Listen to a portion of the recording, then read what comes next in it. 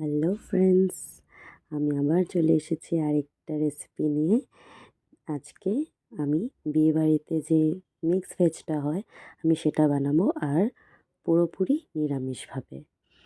তো দেখো, আমি এখানে তেল, রিফাইন তেল দিয়েছি, আর তাতে সামান্য ঘি দিয়ে আমি ভেজিটেবলসগুলো ভেজে নেব ফার্স্টে। আর ভেজিটেবলগুলো তোমরা ট্রাই করবে আলাদা আলাদা করে ফ্রাই করার, কারণ কিছু কিছু ভেজিটেবল আছে জলদি সেদ্ধ হয়ে যায়, আর কিছু কিছু ভেজিটেবল আছে সামান্য টাইম লাগে। তো তোমরা ঢাকবে না, ঢেকে করার কোনো প্রয়োজন নেই। সামান্য সামান্য নুন দিয়ে করবে, কারণ পরে আবার নুন অ্যাড হবে। তো সামান্য সামান্য নুন দেবে, কারণ বেশি নুন দিলে জল ছেড়ে দেবে জিনিসটার থেকে। তো ভালোভাবে ভেজে নিয়েছি আমি জিনিসগুলো, যেভাবে দেখাচ্ছি। ক্যাপসিকামটা বেশিক্ষণ ভাজবে না, কারণ ক্যাপসিকামটা ফট করে সতে হয়ে যায়, তার জন্য বেশিক্ষণ ভাজবে না, সামান্য নাড়াচাড়া করে নামিয়ে নেবে।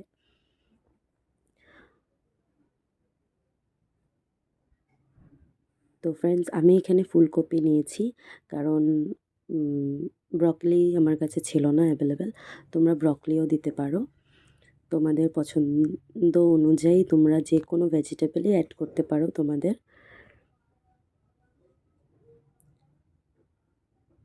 এখানে বেবি কর্ন তোমরা এসবও দিতে পারো, ভালো লাগে খেতে।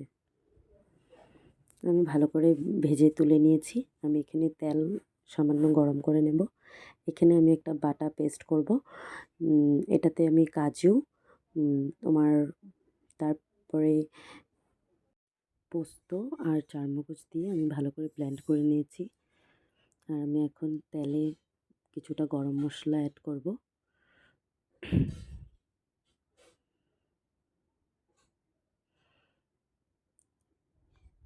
এখানে আমি ভাজা সবজিগুলো আছে, আমি পেস্টটা যে করেছিলাম এখন পেস্টটা আমি ঢেলে দেব।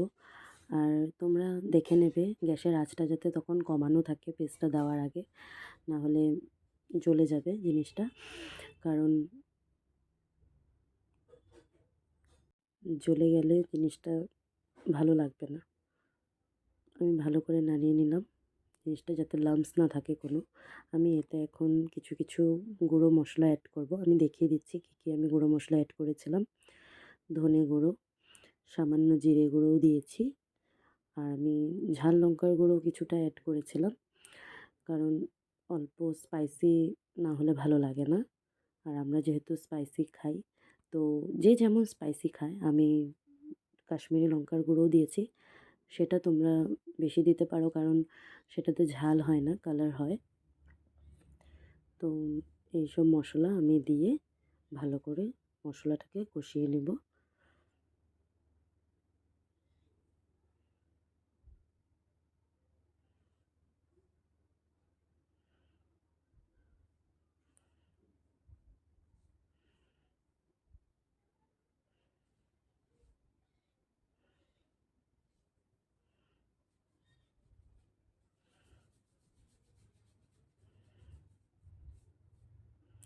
খেয়াল রাখবে তোমরা গ্যাসের আঁচটা যাতে কমানো থাকে, না হলে নিচে লেগে যাবে। আমি সামান্য অনুযায়ী লবণ দিয়ে দিয়েছি, তোমরা টেস্ট অনুযায়ী দিয়ে দিও। আর মশলাটাকে চালাতে থাকবে, না হলে নিচে লেগে যাবে, কারণ এটাতে কাজু আছে, তো নিচে লেগে যেতে পারে, ধরে নেবে পট করে। তার জন্য নাড়াতে থাকবে, না কনস্ট্যান্ট নাড়াতে থাকবে। তবে তেল ছেড়ে দেবে, এইভাবে তেল ছেড়ে দেবে, মশলাটা উঠে উঠে আসবে। সেই পর্যায়ে তোমরা ভেজিটেবলগুলো যেগুলো ফ্রাই করা ছিল সেইগুলো তোমরা মশলার সাথে ভালো করে মিশিয়ে নেবে। আমি এতে শুধু ক্যাপসিকামটা অ্যাড করিনি, আমি লাস্টে অ্যাড করব।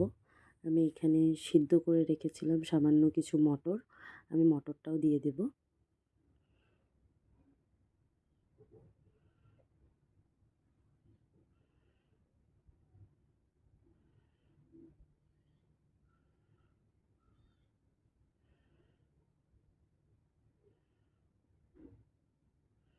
মটরটা ভাজার কোনো দরকার নেই, তোমরা সামান্য সিদ্ধ করে দিয়ে দিতে পারবে।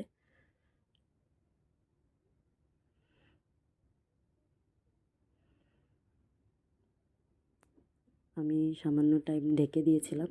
তারপর ঢাকনাটা তুলে আমি ক্যাপসিকামগুলো দিয়ে মিশিয়ে নেব ভালো করে।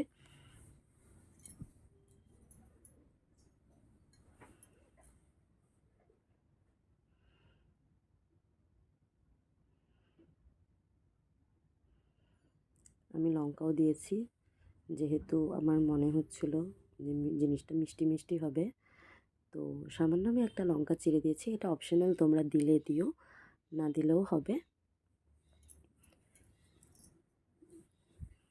ভালো করে মিশিয়ে নিয়েছি। আমি এতে দুধ দিয়েছিলাম, মানে আমি জল দিইনি, দুধ দিয়েছিলাম। দুধ দিলে মানে জিনিসটা খুব টেস্টি হয় খেতে।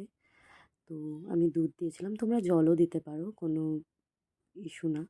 তো আমি সামান্য দুধ দিয়ে চিনি দিয়ে আমি ভালো করে মিশিয়ে নেব। আমি যেহেতু দুধ দিয়েছি আমি আর ঝোল দেব না এতে, আর এটা মাখা মাখাই হবে। তো সামান্য যখন দেখবে তেল ছেড়ে দিয়েছে, এটা থেকে তেল বেরিয়ে এসছে, তখন তোমরা এটাকে ভালো করে একটু গরম মশলা দিয়ে নাড়াচাড়া করে নামিয়ে নেবে।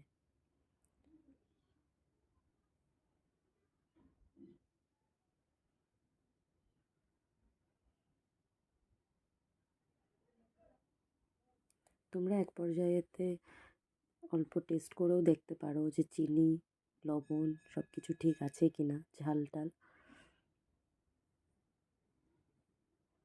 আমার সব কিছু ঠিকই লেগেছিল। আমি টেস্ট করিনি, তাও আমার মনে হলো ঠিকই আছে সব। তো ঠিকই ছিল সব, আমরা খেয়েছি যখন ঠিকই ছিল। তো দেখো, হয়ে গেল রেডি।